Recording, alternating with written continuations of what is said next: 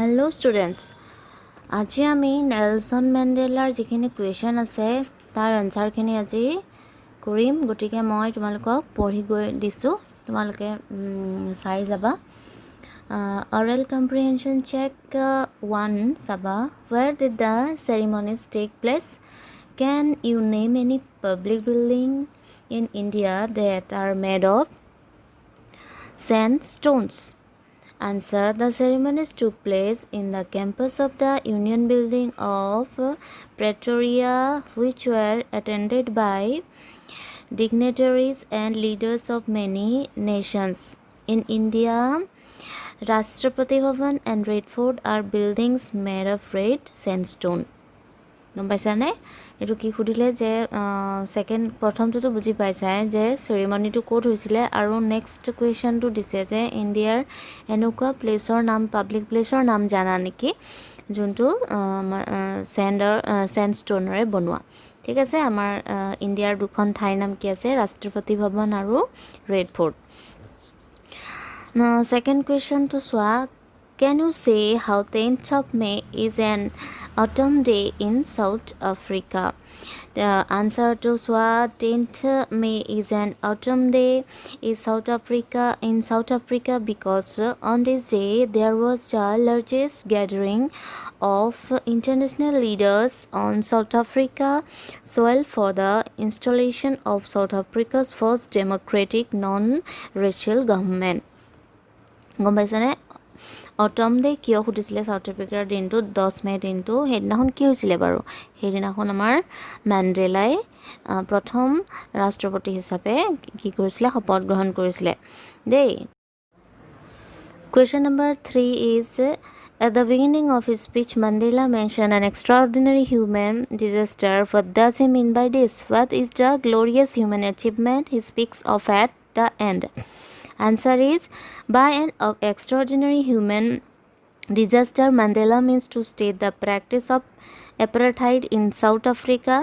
During this, there was a racial segregation based on the color and the blacks suffered a lot. আমি পঢ়িছিলোঁ এপাৰথাইড মানে কি? বৰ্ণবৈষম্য না, ক'লা মানুহে বহুত কষ্ট ভোগ কৰিবলগীয়া হৈছিলে, যাতনা পাইছিলে বহুত, তেওঁলোকৰ কোনো ফ্ৰীডম নাছিলে। They were not allowed to demand freedom or any right. Mandela himself did spend many years on infamous Robben Island as a prisoner where he was beaten mercilessly. He considered it a great glorious human achievement that a black person became the president of a country where the blacks were not even considered human beings and were treated badly.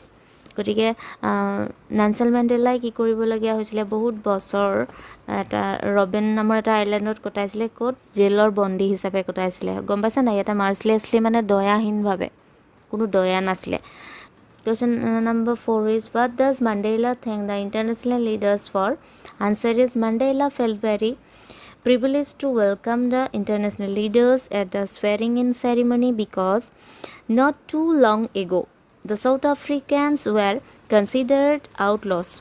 He thus thanks to all of them for having come to witness the historical ceremony. This was a gesture of international recognition to a newly born free democratic nation, and it could be considered a common victory for justice, peace and human dignity. ঠিক আছে, মাণ্ডেলাই international যিবিলাক leader আছিলে তেওঁলোকক thank you দিছিলে। কিহৰ কাৰণে? বৰ্ণবৈষম্যৰ কাৰণে south আফ্ৰিকাক boycott কৰি ৰখা হৈছিলে, হয়নে? যেতিয়া চাউথ আফ্ৰিকাত মাণ্ডেলাই শপত ল'বলৈ যোনদিনাখন চেৰিমনি আছিলে, সেইদিনাখন ডাঙৰ ডাঙৰ কি হৈছিলে? লিডাৰবিলাকেও তাতে উইটনেছ হিচাপে কি কৰিছিলে? আহিছিলে, তেওঁলোকে যোগদান কৰিছিলে। চ' মেণ্ডেলাই তেওঁলোকক থেংক ইউ দিছিলে। So' question number 5 is, what ideals does Nelson Mandela set for the future of South Africa? Answer is, Nelson Mandela set the ideals of liberating people from bondage of poverty, deprivation, and suffering. He also set the ideal for a society where there would be no discrimination based on gender or racial origins. Mandela এখন ধুনীয়া সমাজ গঢ়িব বিচাৰিছিলে, এখন ধুনীয়া দেশ গঢ়িব বিচাৰিছিলে, য'ত কি আছিলে বৰ্ণ বৈষম্য নাছিলে, ডিছক্ৰিমিনেশ্যন নাছিলে, সৰু বৰ নাছিলে, দুখীয়া নোহোৱা, মানে সকলো সমান, মানে ইকুৱেলিটিৰে চাব, তেনেকুৱা এখন সমাজ গঢ়িবলৈ চেষ্টা কৰিছিলে। চ' আমাৰ অৰেল কম্প্ৰিহেনশ্যন চেকখিনি এতিয়া খতম হৈছে। তো আৰু আছে আমাৰ, এতিয়া আমি পঢ়িম। এতিয়া চোৱা, নেক্সট অৰেল কম্প্ৰিহেনশ্যন চেকে হয়। Question number, what did military generals do? How did their attitude change and why? Answer is, the highest military generals of South African Defence Force saluted Mandela and pledged their loyalty, which was a great significance as during apartheid era they would be arrested him. ইয়াতে এপাৰথাইডটো গম পাইছে, বৰ্ণবৈষম্য, era মানে এটা যুগ, গম পাইছেনে? যোনখিনি মিলিটাৰীয়ে মাণ্ডেলাক মানে জেলত আবদ্ধ কৰি ৰাখিছিলে, সেইখিনি মিলিটাৰীয়ে কি কৰিছিলে, তেওঁৰ লয়েলিটিক লৈ পেলাই মানে সন্মান কৰিছিলে। The change in their attitude was because of struggle and sacrifices put in by many heroes of South Africa. The struggle not only ensured the freedom of a nation struggling with apartheid, but also brought a change in mindsets of many. He believed that love can also be taught, and human being is naturally inclined towards love rather than hate. যেতিয়া Mandela সংগ্ৰাম কৰি আছিলে, তেতিয়া মেণ্ডেলাক জেলত ৰাখিছিলে, আৰু সেই যেতিয়া মেণ্ডেলাই ছাকচেছ পালে নিজৰ কৰ্মত, একাগ্ৰতাত, তেতিয়া সেইখিনি মিলিটাৰী জেনেৰেলে মেণ্ডেলাৰ লয়েলিটি আৰু যোনখিনি মানুহে দেশৰ ফ্ৰীডমৰ কাৰণে ছেক্ৰিফাইচ কৰিছিলে, তেওঁলোককে মেণ্ডেলাৰ যিখিনি সৈনিক আছিলে, মিলিটাৰী জেনেৰেলছে সম্বোধন কৰি কথা কৈছিলে। ত' কুৱেশ্যন নম্বৰ 2 চোৱা, why were two national anthems sung?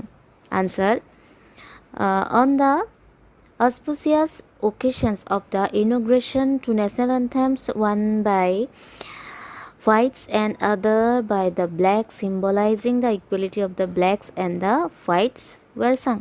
বগা আৰু কলাৰ সমানতাটো বজাই ৰাখিবৰ কাৰণে কি কৰিছিলে, সমানটো দেখুৱাবৰ কাৰণে, যে চাউথ আফ্ৰিকাত বগা আৰু কলা সমানটো দেখুৱাবৰ কাৰণে দুটা নেশ্যনেল এন্থেম গোৱা হৈছিলে। এতিয়া question number 3 is, how does Mandela describe the systems of government in his country? One to guess, in the first decade and in the final decade of the 20th century.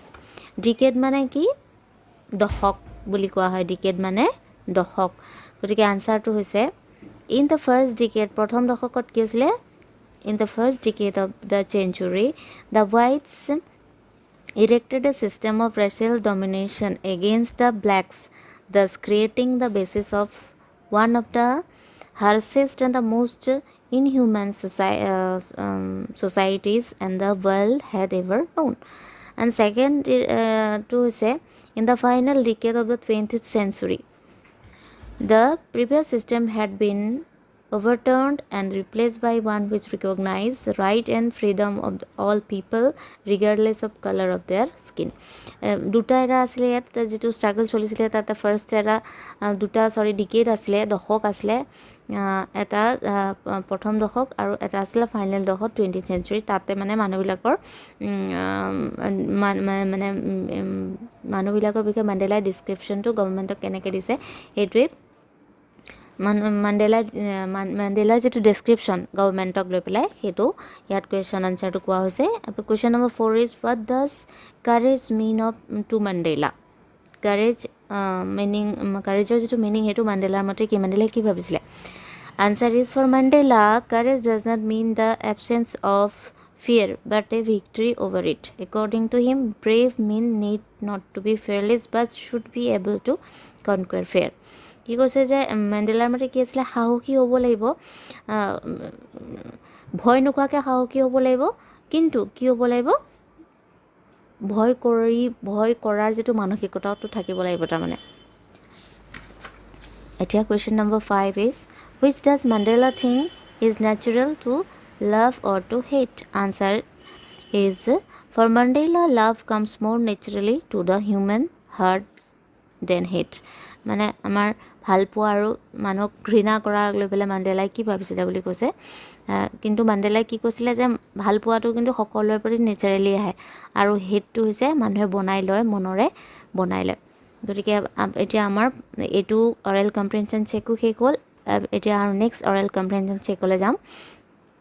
চোৱা, question number 1, what twin obligation does Mandela mention? ঠিক আছে, অব্লিগেশ্যনটো কি আছিলে বুলি মেণ্ডেলাই যিটো mention কৰিছে তাৰ অব্লিগেশ্যনটো কি, অব্লিগেশ্যনৰ ওপৰত মেণ্ডেলাই টুইন অব্লিগেশ্যন আছিলে, সেই টুইন অব্লিগেশ্যনকেইটা কি বুলি সুধিছে। Mandela mention that every man has twin obligations. The first is to his family, parents, wife and children, and second obligation is to his people, his community and his country. মানুহৰ কি থাকে, কৰিবলগীয়া মানে obligation মানে তোমালোকক সহজ ভাষাত মই কৈছোঁ যে কৰিবলগীয়া। টুইন অব্লিগেশ্যন মানুহৰ মাইণ্ডত থাকে, মানুহৰ জীৱনত থাকে। কি হয়, প্ৰথম কাৰ কাৰণে কৰিব লাগে, ফাৰ্ষ্ট ফেমিলি, পেৰেণ্টছ আৰু ৱাইফ, চিলড্ৰেনৰ কাৰণে কৰিব, আৰু ছেকেণ্ড অব্লিগেশ্যনটো কাৰ কাৰণে কৰিব, দেশৰ মানুহৰ কাৰণে কৰিব, দেশৰ নিজৰ জাতিটোৰ কাৰণে কৰিব, আৰু সৰ্বশেষত নিজৰ দেশৰ কাৰণে কৰিব। Next question is what did being free mean to Mandela as a boy and as a students? How does the contrast these transitory freedoms with the basic of honorable freedoms? ঠিক আছে, then answer, like any other kid, for Mandela freedom meant to make merry and enjoy the blissful life. Once one becomes an adult, entice of childhood looks like transitory because most of the childish activities are wasteful from the adult's perspective. Once you are adult, you have to earn a livelihood to bring the bacon home. It is only then when you get the honorable existence in the family and in the society. So next question is, does the Mandela think the oppressor is free? Why and why not? Mandela does not think that the oppressor is free because according to him, an oppressor is a victim of hatred who is behind the bars of prejudice and the narrow mindedness. He realized that both the oppressor and the oppressed are robbed of their humanity and peace. এইখিনি আমাৰ ইমানতে question শেষ হৈছে। এতিয়া আমি পঢ়িম thinking about the text. ঠিক আছে, question is why did such a large number of international leaders attend the inauguration? What does it signify? The triumph of. এইখিনি আমি আগতেও পঢ়িছোঁ, আগৰ কুৱেশ্যনতো আছে, তথাপিতো ইয়াত অকণমান বেলেগকৈ দিছে, সেইকাৰণে মই লিখি দিছোঁ, কাৰণ কুৱেশ্যনৰ টাইপবিলাক ইয়াত অকণ বেলেগ, তো আগৰ যিখিনি আমি প্ৰিভিয়াছ পঢ়িলোঁ সেইখিনিতো অলপ বেলেগ। চ' চব টাইপেই জানিব লাগে, লিখিব জানিব লাগিব। গতিকে এইটো তোমালোকে আনচাৰটো চাবা। The answer is to be the part of the inauguration international leaders showed a gesture of solidarity from international community to the idea of end of the apartheid. It was the significance of the victory of good over evil and triumph of a tolerant society without any discrimination. ঠিক আছে, second question is, what does Mandela mean when he says he is simply the sum of all those Africans patriots who had gone before him? Answer is, by saying that he is simply the sum of all those African patriots, Mandela wants us to pay his tribute to all the people who have sacrificed their lives for the sake of freedom. He says that he is grateful to those who had gone before him because those heroes of past had paved the path of the cooperation and unity for him. Therefore, he could try to come to power to equality for his people with their support. Next question is, would you agree that the depth of the oppression create height of character? How does Mandela illustrate this? Can you add your own examples to these arguments? ঠিক আছে, এইখিনি তোমালোকক দৰকাৰ নহয় যদিও তথাপিতো তোমালোকে পঢ়িবা, জানিব লাগে আমি কথাবিলাক।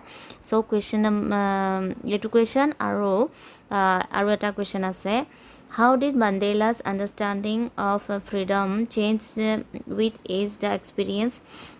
এইটো এটা। আৰু মই লাষ্ট কুৱেশ্যনটো পঢ়ি দিছোঁ, how did Mandela's hunger for freedom change his life. মেণ্ডেলাৰ মানে যিটো ফ্ৰীডমৰ প্ৰতি একাগ্ৰতা, আগ্ৰহ, ভোগ, সেই মানে মেণ্ডেলাই কেনেকৈ মেণ্ডেলাৰ লাইফটো চেঞ্জ কৰিছিল বুলি কৈছে।